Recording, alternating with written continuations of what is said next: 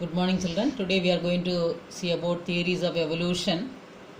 Various theories regarding evolution of species, that is biological evolution, have been postulated by different evolutionists.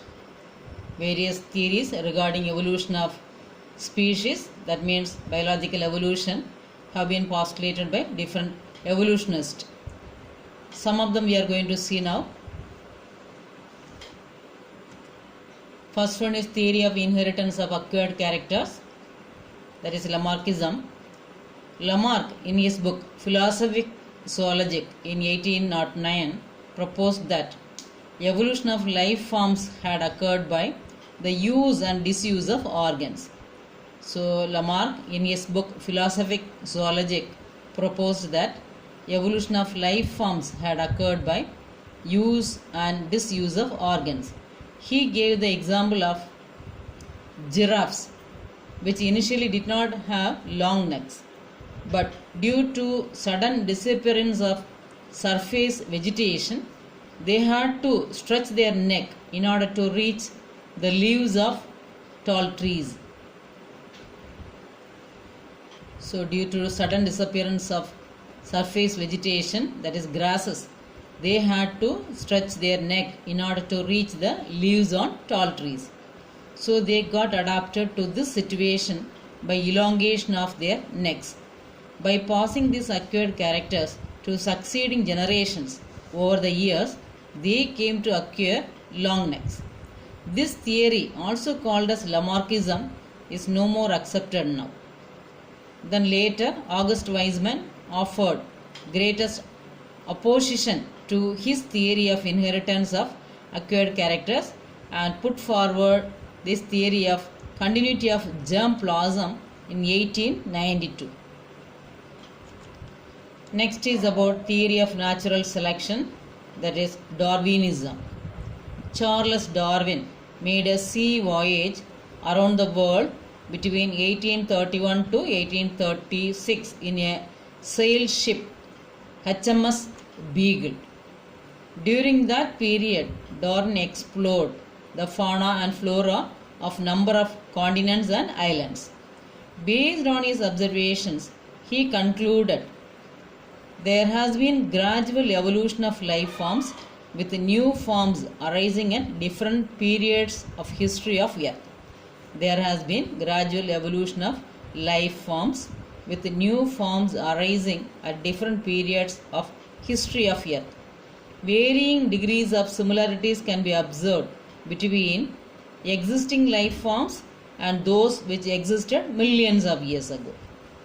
Population of all organisms have variations in characteristics which makes them adapt to a better environment.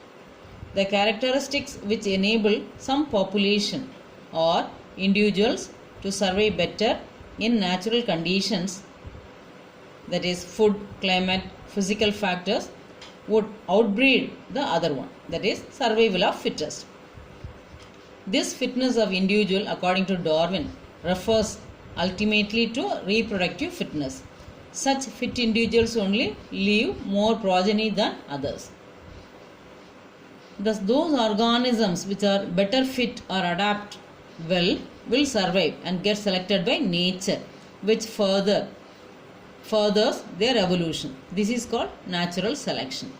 The organisms which are better fit or adapted will survive and get selected by nature, and this is called natural selection. Branching descent and natural selection are the two key concepts of Darwinian theory of evolution. Branching descent and natural selection are the two key concepts of Darwinian theory of evolution. Then Alfred Wallace, a naturalist, worked in Malay archipelago. He came to a similar conclusion like Darwin. They both jointly propounded the theory of natural selection in 1858. It is based on the following observations. There are limited natural resources.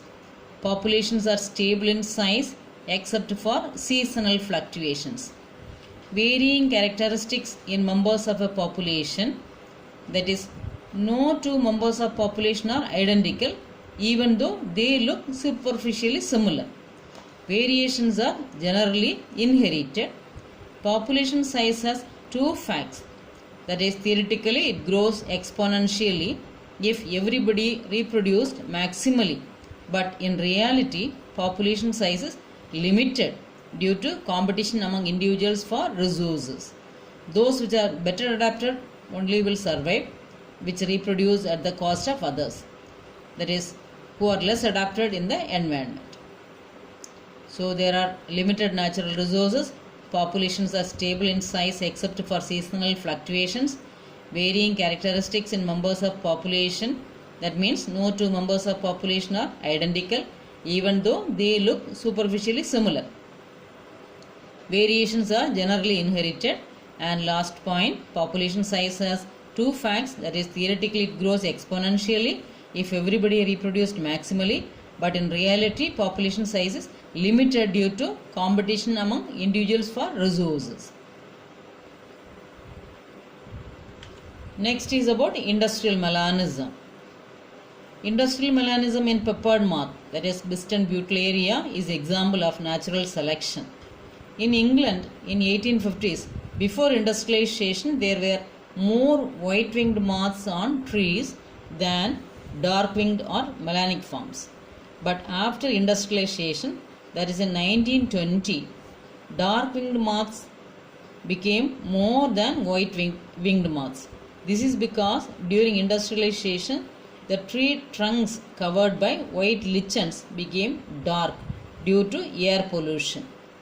Due to this, white-winged moths could be easily seen and eaten by predators as they failed in camouflaging. That means hiding the presence of a person, animal or object. This shows that in a mixed population, those that can adapt survive better and increase their population size. So industrial melanism in peppered moth, Biston butyllaria, example for natural selection. In England before industrialization, that is in 1850s, there were more white-winged moths on trees than dark-winged or melanic forms. But after industrialization, that is in 1920s, dark-winged moths became more than white-winged moths because during industrialization, tree trunks covered by white lichens became dark due to air pollution. Due to this, white-winged moths could be easily seen and eaten by predators as they failed in camouflaging. This shows that in a mixed population, those that can adapt only survive better and increase their population size. Next is about chemical resistance, another example for natural selection. The excess use of herbicides and pesticides leads to selection of resistant varieties of microbes in very less time. Likewise, due to these anthropogenic actions, that is human action, antibiotic resistance bacteria are also appearing nowadays. So industrial melanism and chemical resistance are example for evolution by anthropogenic action, very important for 3-mark question. Next is about mutation theory of evolution, otherwise called mechanism of evolution. In 1901, Hugo de Vries, he carried out experiments on evening primrose, that is Oenothera lamarckiana, and he proposed the mutation theory of evolution. This theory states that the evolution occurs by sudden large differences in the population. This theory states that evolution occurs by sudden large differences in the population. He believed that mutation is the only cause of evolution, not the minor heritable variation that Darwin talked about. He stated that the mutation caused speciation and he named it as saltation. That means single step large mutation. Saltation means single step large mutation. Mutations are random and without directions, while Darwinian variations are small and directional. So according to Hugo de Vries, this saltation, the mutations are random and without direction, whereas Darwinian variations are small and directional. Then next is about modern synthetic theory of evolution. With progress in genetics, the source of variation were explained and Darwin's theory was modified.